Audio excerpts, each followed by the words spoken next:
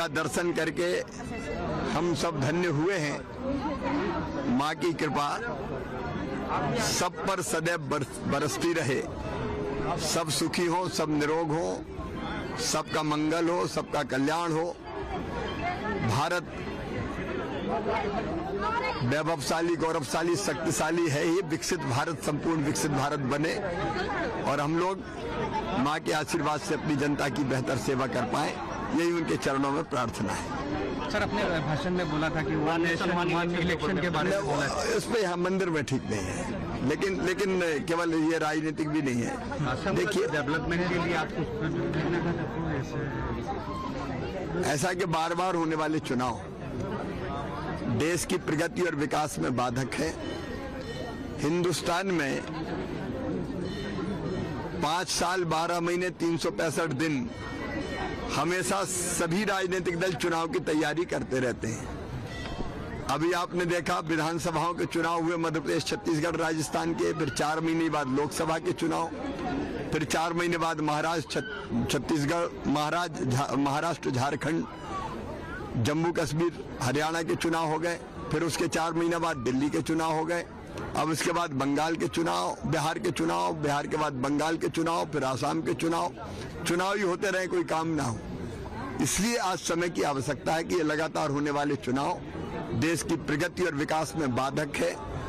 धन का अपव्यय होता है, नेता हमेशा चुनाव की तैयारी में लगे रहते हैं, प्रशासन चुनाव की तैयारी में जुटा रहता है, शिक्षक जैसे लोग वोटर लिस्ट बनाते रहते हैं।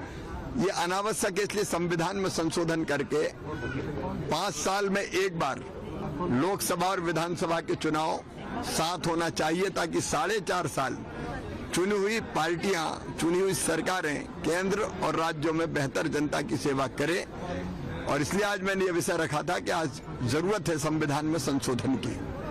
ऑल पार्टी का जो एक डेलीगेशन कमेटी बनाया जाने के लिए, तो उसमें देखिए, हम सब भारत माँ के लाल, भेदभाव का कहाँ सवाल।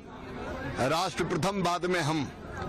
देश सबसे पहले है, और जब देश का सवाल आता है तो कोई बीजेपी नहीं, कोई कांग्रेस नहीं, कोई एजीपी नहीं, सब एक है मिलकर। और इसलिए हमारे देश की बात अगर दुनिया में कहनी है तो सब मिलकर कहें, कोई भेद नहीं होना चाहिए।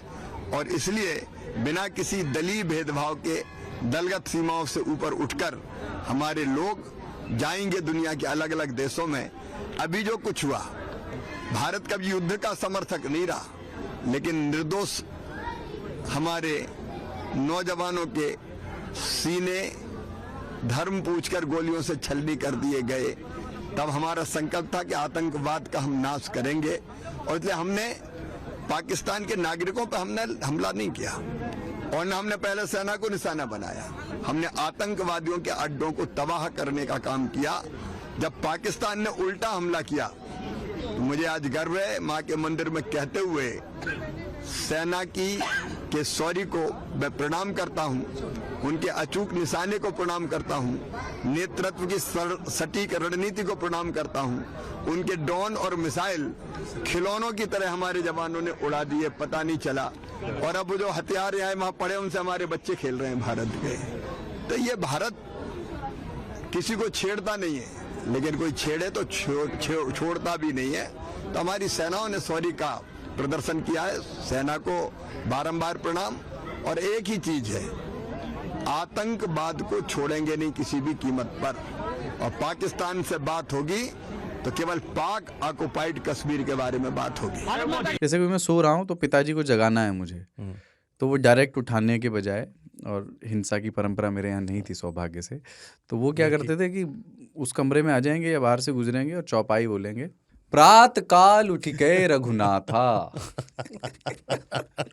मात पिता गुरु नावई माता।